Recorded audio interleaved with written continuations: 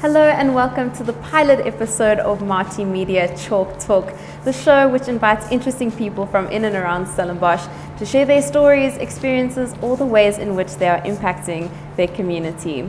My name is Kelly Jane Turner, and joined with me on our red couch is our very first guest, Ashleigh Purdon, and today she is going to be telling us a little bit more about how the Stellenbosch University Consulting Society is helping a local flower shop in Stellenbosch and assisting them with their business. And so firstly, Ashleigh, welcome. Thank you. If you could just tell us a little bit more about yourself, where you're from and what do you study?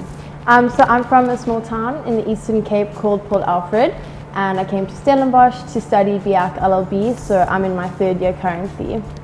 Can you tell us why you specifically decided to help Diplom Saliki? So it pretty much started as a project with another group of people, and this guy approached me and told me about this awesome opportunity, and I did all my work for the project, and for personal reasons they had to pull out.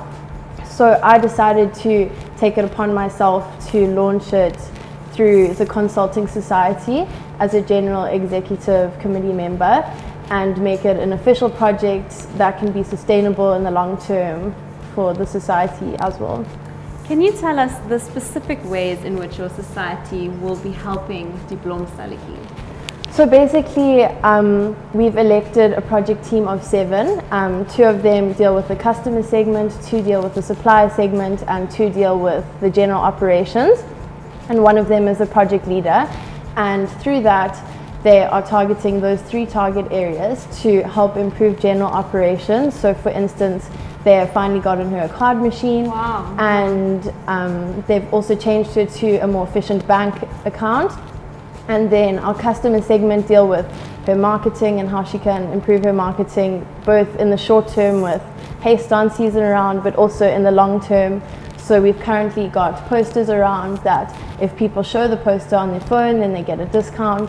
And then we've also got our supplier segment, and they are trying to get rid of the middleman and let her deal directly with suppliers and find cheaper suppliers, and just helping her with her pricing strategy so that she can cut costs, increase sales, and just grow from there. Definitely, and she's such a lovely lady, and it would be so awesome if we could get in this haste on season more and more people to buy locally, especially from her.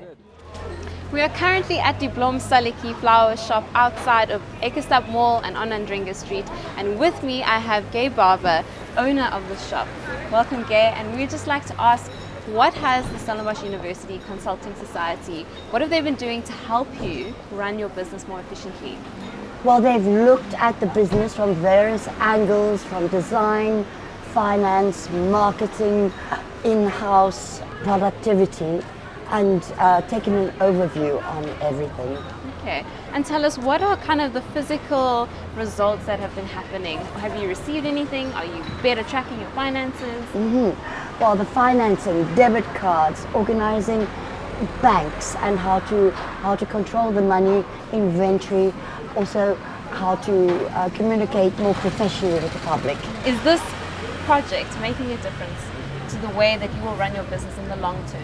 Oh yes, I feel ready to upgrade and become more professional, as every business must grow and grow.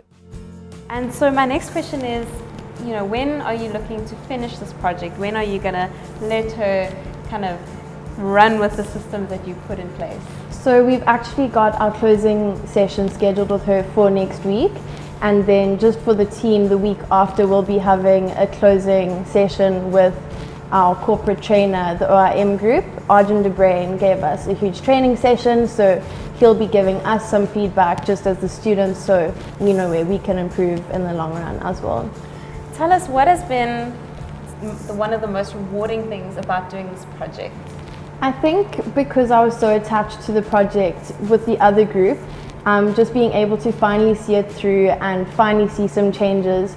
My friend went to a haste dance and every single one of the boys had a Blom Saliki flower, and just to see Gay so happy with the results already, it just makes me so excited to see what can happen in the future for her.